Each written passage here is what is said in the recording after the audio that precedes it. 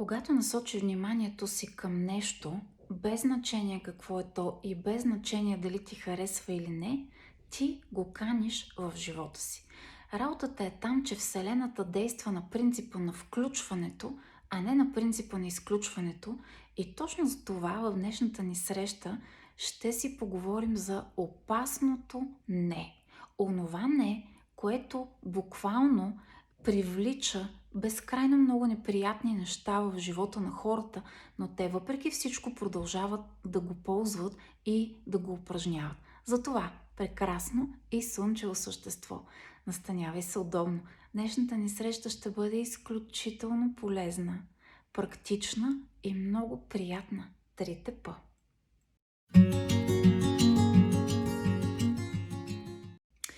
И така, това е един феномен, който аз продължавам да наблюдавам навсякъде около мен, въпреки че повечето хора вече са чували за закона за привличането, знаят как работи той и въпреки всичко продължават да използват това отровно и изключително опасно не. Защо не? Нали всъщност до сега сме си говорили много пъти за това колко е важно да се научим да казваме не, колко е важно да се научим да поставяме много нежни, елегантни граници, а изведнъж говорим за опасното не. Само, че тук става въпрос за едно съвсем друго не. За едно не, което употребяваш абсолютно неосъзнато и твърде често в ежедневието и като реч, и като мисловен процес, и като споделяне с близките хора. За какво става въпрос ли? Ами точно за това, че всичко, което мислиш, говориш и чувстваш, ти го каниш в живота си без значение дали това е нещо, което ти харесва или това е нещо, което не ти харесва. И точно тук идва мястото на онази малка, отровна, опасно отровна частица не, която си позволяваш да употребяваш твърде често. За какво става въпрос?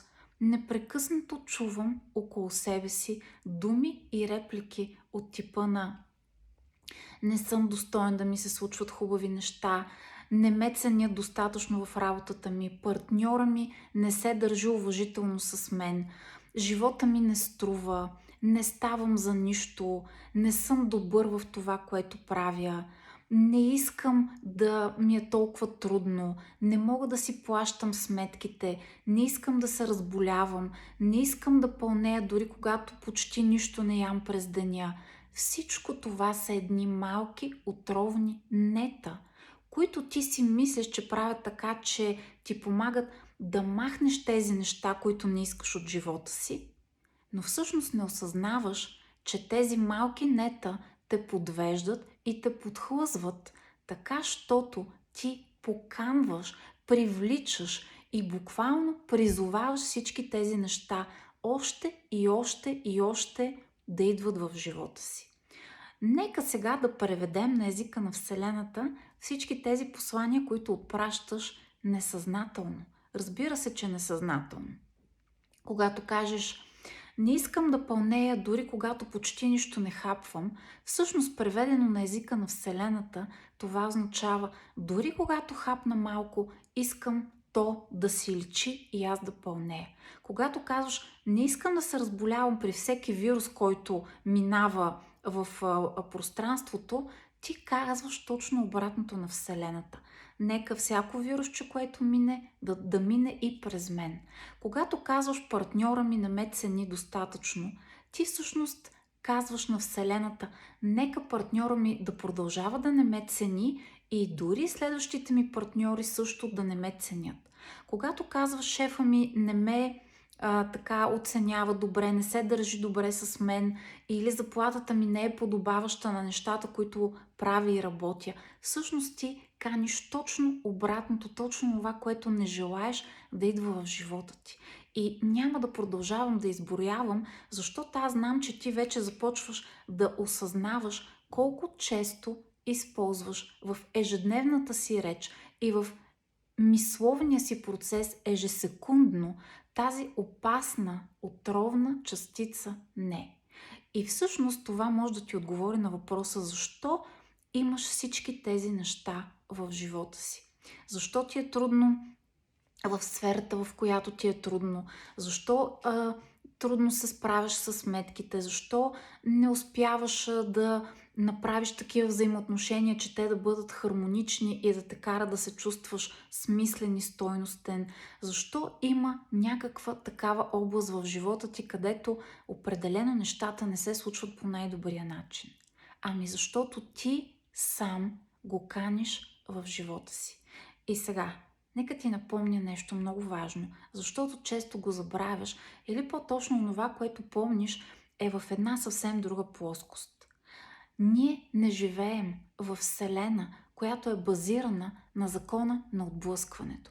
Ако живеехме в Вселена базирана на закона за отблъскването, всеки път, когато кажеш не, нещата, за които казваш не, щяха буквално да се изстрелват далече от теб. Ние обаче живеем в Вселена, в който един от основните закони се нарича законът за привличането. И той гласи следното нещо. Всичко, към което насочиш вниманието си, се връща към теб умножено и увеличено. Независимо дали ти казваш не или не искам, или това не е моето, или ако обичате по-далече от мен, няма значение дали казваш не.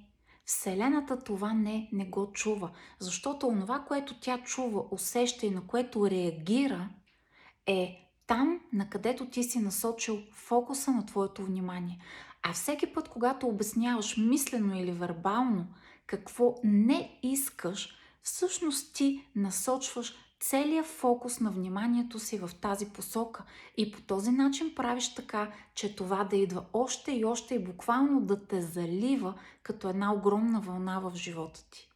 После много от хората се чудят защо им се случват толкова неприятни неща, след като те са добри хора, след като те познават науката за вибрациите, за която с теб си говорим толкова често, след като разбират на едно повърхностно ниво всичките тези процеси, които се случват, защо, разбираш ли, продължават отново и отново да привличат някакви неща, които не желаят в живота си? Ами защото насочваш внимание, фокус на енергия в посоката на това, което не желаеш. Вселената не разбира, че ти не го искаш. Тя вижда, че ти насочваш фокуса на внимание и ти връща още от същото. След мъничко ще ти кажа какво е добре да направиш и как да обърнеш целият този процес в твоя полза, но сега искам да обърна внимание на още един много ключов елемент. С колкото по-голяма страст разказваш, обясняваш, мислиш и чувстваш нещата, с колкото по-голяма страст насочваш фокуса си към нещо, толкова по-бързо ти го манифестираш и го привличаш към теб в живота ти. А си помисли, кои са нещата, за които говориш с най-голяма страст? Това обикновено са нещата, които не искаш в живота си. Само си помисли как разказваш разпалено, емоционално и със страст за нещата, които не харесваш, нещата, от които се оплакваш, че не ти се получават, нещата, които не са ти приятни, нещата, които те така стържат, нещата, които са ти наистина неприятни в живота ти.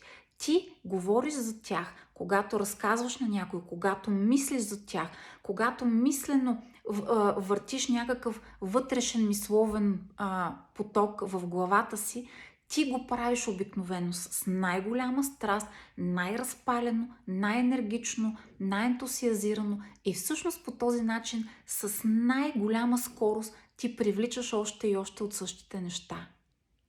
Помисли си колко пъти разговаряш с близки хора и ти им разказваш отново и отново за нещата, които не харесваш в живота си, за нещата, които не желаеш в живота си, за нещата, които не са ти приятни в живота ти. И колкото повече говориш за тях, толкова повече наливаш фокус на енергия в тази посока, толкова повече Вселената реагира и ти връща още от същото, обаче и още нещо. С колкото по-голяма страст и ентусиазъм и енергия говориш за тези неща, толкова по-бързо целият този процес се случва. Сега разбираш ли защо имаш нещата в живота си, които не харесваш и които не желаеш да имаш? Аз обаче ще отида още една стъпка по-нататък, защото ще ти кажа още нещо. Не само когато мислиш и говориш за нещата, които не искаш, ти ги привличаш със светкавична скорост към себе си и в живота си. Все едно казваш на Вселената: моля те, искам още от това, което не искам. И наистина се получава един омагьосан кръг. Но нещо повече. Всеки път, когато слушаш някой, който ти разказва за нещата, които не харесва, не иска, не желае да има в живота си, ти приемаш от неговата вибрация и от неговата енергия и по този начин провокираш такива неща да дойдат и в твоя живот. Случва ли ти се? Когато на някоя твоя много близка приятелка, на която ти си изключително много симпатизираш и се чувстваш много съпричастна към нея, тя отново и отново ти разказва, например, за проблемите с нейния партньор в живота, за това как той не я уважава, как не се държи добре с нея, как не я разбира, как не я цени, всичките тези неща. Ти уж имаше прекрасна връзка, обаче минава време, в което ти си толкова съпричастна към всичко това, което твоята приятелка отново ти разказва, че става така, че ти започваш да имаш проблеми със своя партньор в твоето семейство, за които дори не си предполагала, че можеш да ги имаш, само защото ти се преживяваш, слушайки всичко това, от което тя се оплаква. И сега много бих искала да запомниш от мен едно много ключово и важно нещо. Всеки път, когато слушаш, когато ставаш свидетел на оплакванията, на мрънкането, на хейта, на това какво някой не иска в живота си, всеки път ти взимаш и привнасяш една доста голяма част от тези неща в себе си, превръщаш ги в своя точка на фокус и по този начин ги привличаш в твоя точка на привличане в твоя живот. Затова много често се случва, когато, например, някой твой много близък човек, който се е разболял от нещо, не след дълго ти осъзнаваш, че имаш същото нещо, от което всъщност никога не си страдал, нямаш никакви предпоставки, никога дори не си помислял, че може да се случи, но ти толкова дълбоко емпатийно влизаш и изживяваш заедно с твоя близък човек или приятел това, през което преминава той, че без да се усетиш, ти всъщност вече си го поканил и в твоята реалност. И тук изобщо не става въпрос за това да не изслушваме близките си хора, да не ги подкрепяме, да не им съчувстваме, да не бъдем емпатийно свързани с тях. Въобще не говоря за това. Тук става въпрос за това да си даваш сметка, когато един човек твърде много и твърде непрекъснато, когато сте заедно, той само ти разказва и ти се оплаква и ти мрънка и ти така казва нещата, които не харесва. Защото това започва. Говоря, когато е прекалено дълго, когато само това е в основата на едни взаимоотношения, това всъщност се превръщат в онези отровни хора, в онези енергийни вампири, така наречени, които започват всъщност в един момент да дърпат, да теглят и да крадат твоята положителна енергия. И е много важно да осъзнаваш. Разбира се, че с близките си хора ние споделяме нещата, които ни тревожат, нещата, които ни притесняват, нещата, на които търсим някакво решение. Но тук е много важно да правиш разграничението. Дали, когато този човек ти споделя, той споделя, за да търсите решение и той наистина търси решение и опитва да надгражда себе си и всичко това, което прави, или просто ти си поредният човек, поредната жертва, който той среща и намира повод за да изсипе върху него цялата кофа с боклук, която всъщност носи в себе си. Ето това разграничение е много важно и това знание ще ти помага да си спестиш много неща, които всъщност не са твой боклук, а ти го взимаш този боклук и го прилепваш към себе си, към твоята реалност. И не след дълго, без да се усетиш, започваш да я живееш тази реалност. Всъщност какво е добре да направиш тогава, когато осъзнаеш, че отново си тръгнал да употребяваш това опасно и отровно не? Какво да направиш така, че да обърнеш твоето вибрационно излъчване, така, щото да прекъснеш този отровен негативен модел на мислене, на вербализиране, на комуникация с някой друг човек. Независимо дали става въпрос за теб, хващайки самия теб, или дали става въпрос за това, че в момента разговаряш с някой, който е влязъл в такъв негативен поток. Какво да направиш? Как да се измъкнеш от тази ситуация, защото ти вече осъзнаваш, че това няма да те доведе до нищо добро. Много важно е да си зададеш въпроса. След като знам какво не искам, значи този момент ще ме отведе до нещото, което искам. Какво искам? Ето това е много важният и ключов въпрос. Да, знам какво не искам. Знам, че не искам партньорът ми да се държи зле с мен. Какво обаче искам? Знам, че не искам всеки вирус, който минава в пространството или в мястото, където работя, да го лепвам. Какво искам? Знам, че не искам да ми е толкова сложно да си плащам сметките. Какво искам обаче? Защото всеки път, когато кажеш какво не искаш, ти поканваш Вселената да ти изпрати още от същото нещо, което не искаш.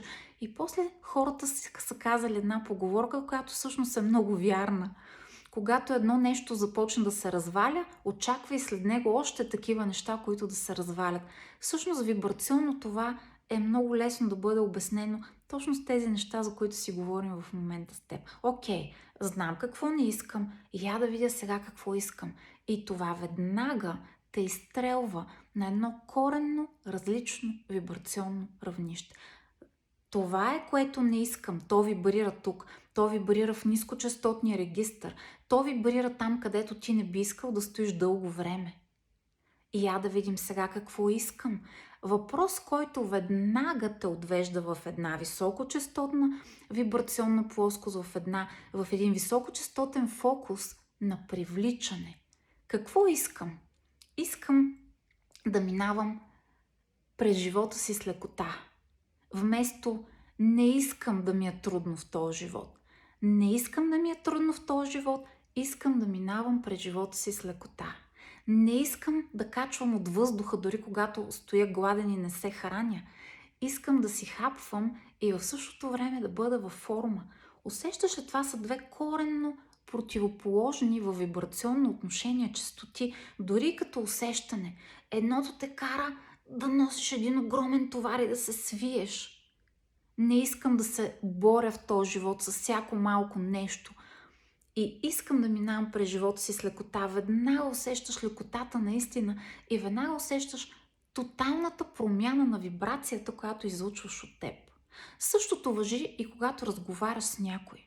Ето ти една много яка техника, която можеш да използваш. Когато някой прекалено дълго, това не значи да не изслушваш близките ти хора, да не бъдеш емпатиен към тях и да не се преживяваш нещата, през които преминават и не се опитваш да им помогнеш. Въобще не казвам това. Но когато виж, че някой твърде дълго се зарива в това какво не иска, кое го дразни, кое не харесва и мрази в живота си, ако искаш и на него да помогнеш, ако искаш да го измъкнеш от тая нискочастотна вибрация, в която той е почнал да рие и да затъва все по-надълбоко, просто му задай въпроса: добре бе, ти вече знаеш какво не искаш, разкажи ми каква ти се иска да бъде твоята връзка. Разкажи ми каква ти се иска да бъде твоята работа, какви ти се иска да бъдат взаимоотношенията ти с колегите, как ти се иска да бъде финансовото ти състояние. Какво искаш, какво ти се иска. И ще видиш как този човек веднага ще промени начина, по който излъчва и започвайки да ти разказва всъщност какво е това, което иска.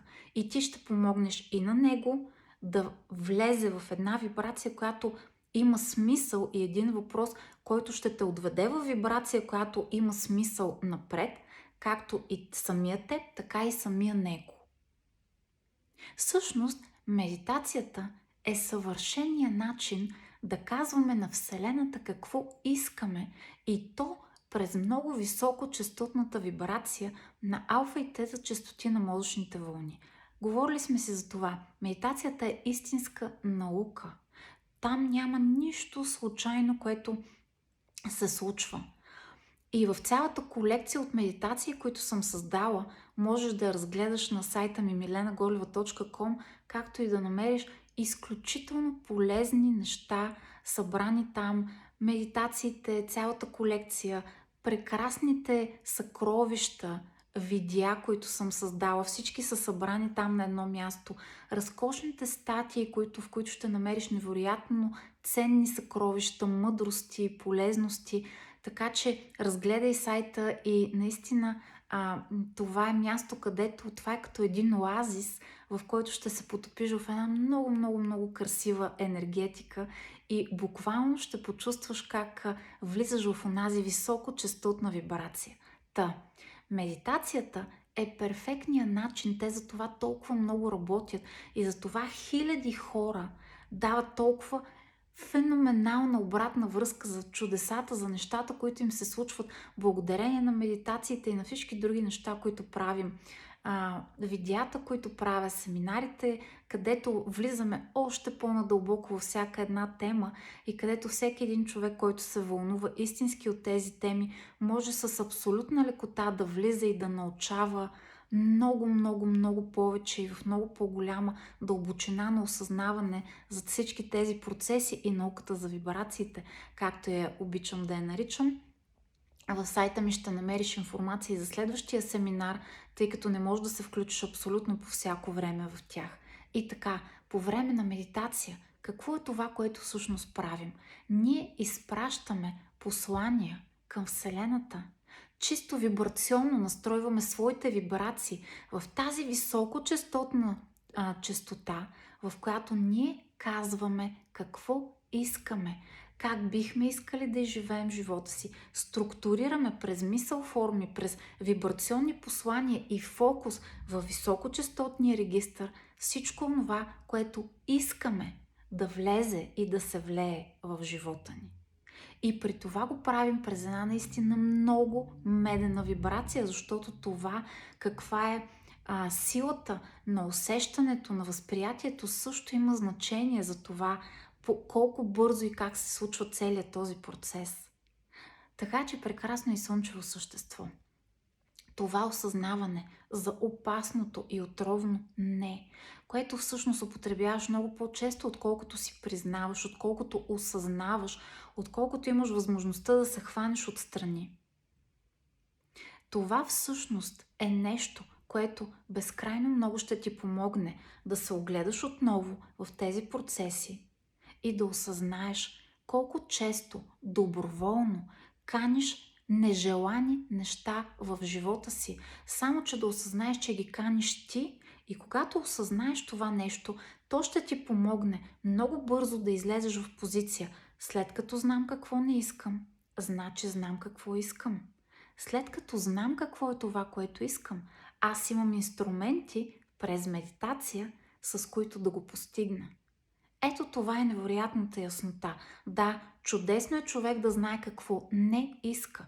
Чудесно е човек да знае какви са ситуациите, в които не би искал да попада, какви са характеристиките от вътрешната му същност, характера му, от които все повече би искал да се разграничава. Какво е прекрасното, какво е взаимоотношението, което вече не би искал да допуска в живота си. Какво е отровното приятелство, което вече усеща, че не би искал да присъства в живота си. Въпросът е да не се застояваш твърде дълго в тази нискочастотна вибрация и застоявайки се твърде дълго да започнеш да привличаш още повече и още повече потоци, които да наливат живота ти и ти още повече след това да казваш какво не искаш и така влизаш наистина в един кръг, който не е окей и не те кара да се чувстваш добре.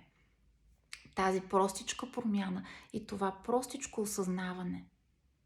Спри да казваш какво не искаш. Спри да използваш думичката не в този отровен и опасен контекст.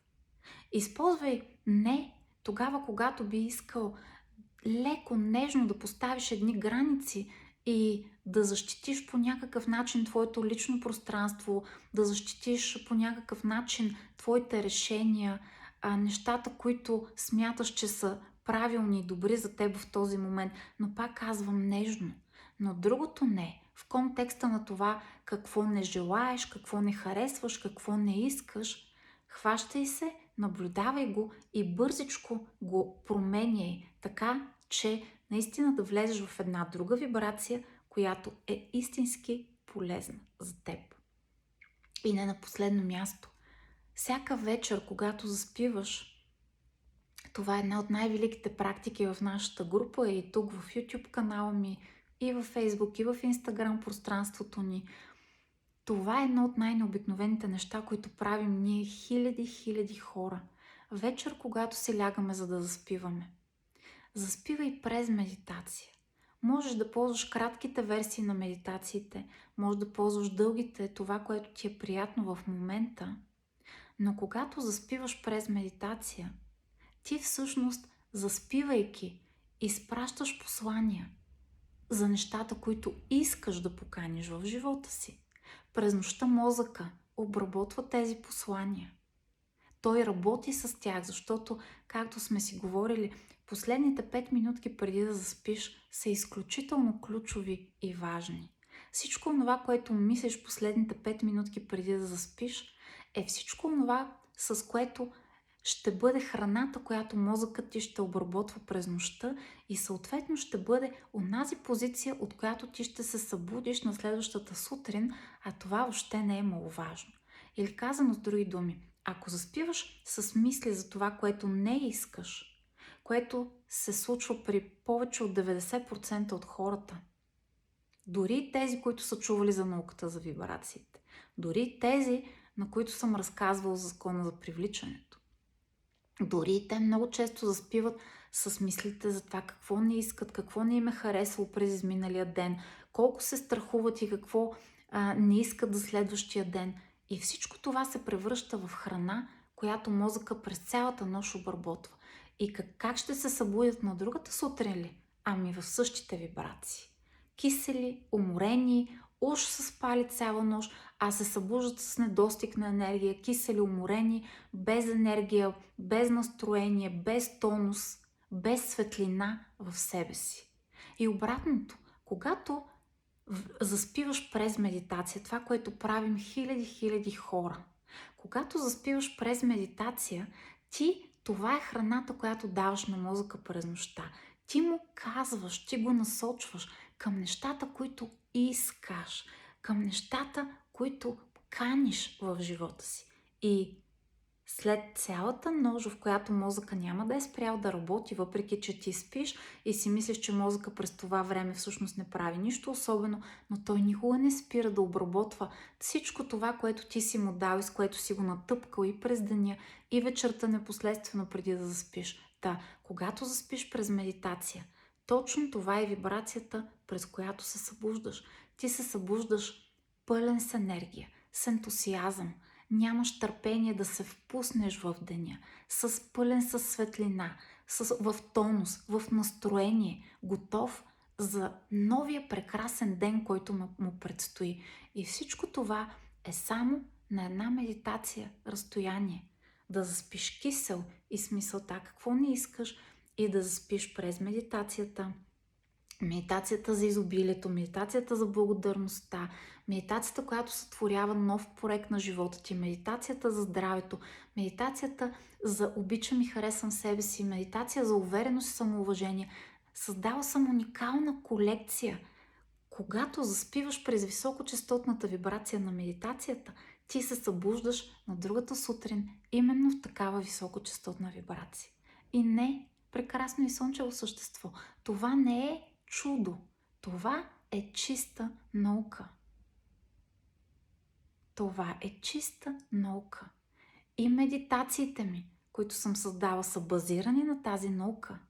И всички неща, и статии, и видеа, и най-вече семинарите ми са базирани на тази наука. Така че Ето ти едно наистина безценно осъзнаване. Какво не искам, няма нужда да стоиш дълго време в това осъзнаване. То ти е важно за малко, само за да отидеш в посоката на нещата, които искаш. А сега, поискай да изживееш един вълшебен, меден, дъгичен и интересен ден. Поискай да почувстваш със сърцето ти вълшебството. Вълшебството на живота. Тая меденост на живота. И това, че животът е истински прекрасен. С нещата, за които си говорим с теб, с осъзнаванията, които правим заедно, живота наистина става все по-прекрасен, все по-меден и все по-вълшебен. Истинско вълшебство. Повдигни сърцето, гримирай се в най-красивата си усмивка, облечи се във вълшебно щастие и продължи нататък през деня ти. Аз ти изпращам светлина, изпращам ти обич, добронамереност и ти желая наистина да имаш един вълшебен и прекрасен ден. До скоро! Чао, чао!